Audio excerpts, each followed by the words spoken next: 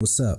My name is Kaliq, and this is Scriptology, a series where we take a look at the first episode of a show and pick out 5 differences from the original pilot script. Today, we're going to talk about Episode 1, Season 1 of Steven Universe.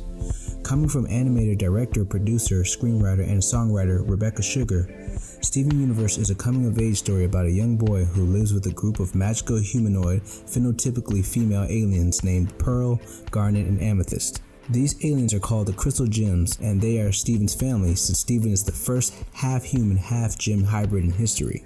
Based in the fictional town of Beach City, Steven goes on adventures with his 3 gem caretakers protecting the Earth while learning more about his gem mother, Rose, heritage, and the mysterious circumstances surrounding his birth. This show is full of plot twists, anime references, comedy, action, and lessons about love and family. Since Steven Universe has a very unique approach to creating each episode, we will be comparing the pilot episode and comparing it to the first episode that premiered to the public. So let's begin.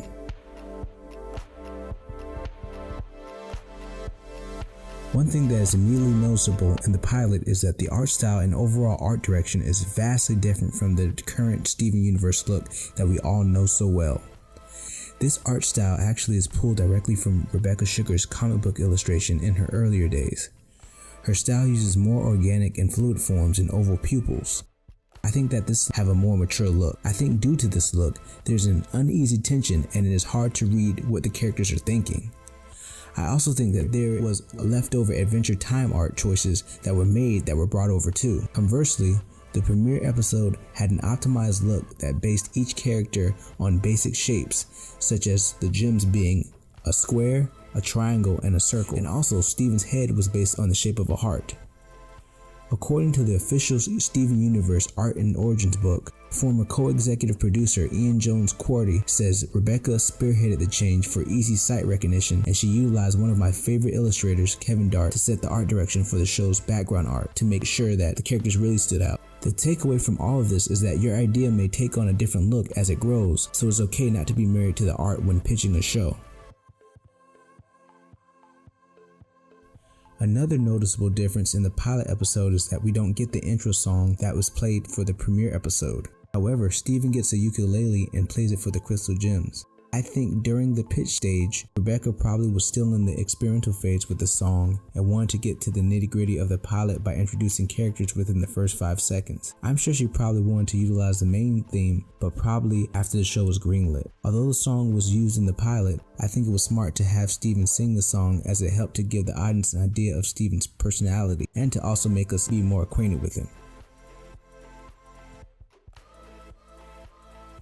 The pilot premise was based on the fact that Steven found a magical artifact that allowed him to go back in time and have a snappy comeback whenever Lars made fun of him. The premise is very relatable, as I'm sure we all wish we had a smart comeback every time anyone has ever made fun of us. Despite the relatability, I don't think the premise could fit within the bounds of a kids show. Even Pearl, one of the show's most caring characters when it came to Steven's welfare, is seen making fun of Steven and is only told to stop after Garnet interjects. There is further evidence that the Steven Universe team decided to scrap their premise. In episode 22 of season 1, Steven finds the time artifact. However, he decides to use the time hopping ability to create clones of himself to start a band. Overall, it was a good choice to make, as the show would have received a bad rap in today's anti-bullying society. Another glaring difference in the pilot episode is that Steven never shows his powers. There are many reasons why it probably wasn't included. I think Steven's powers were not included because it would have probably added to the runtime and made the story structure more convoluted, especially when your main goal is to get your show greenlit.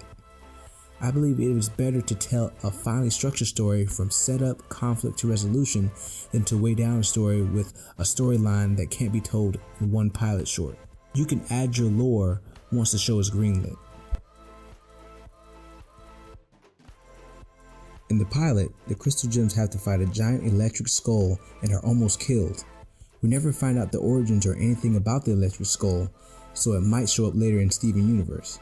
However, in the premiere episode, Steven and the Gems have to fight the Centipedal, a corrupted gem. I think the Centipedal was a good choice as it set the expectations of what's to come in further episodes, aka Monster of the Week format, until further arcs come into play. That pretty much sums up the differences in Steven Universe's first episode and the pilot script. If you like this sort of content, give this video a like and hit the subscribe button below. Also leave your comments on this video and also let me know what shows you'd like me to analyze next. I love to hear your feedback. Until next time, keep writing.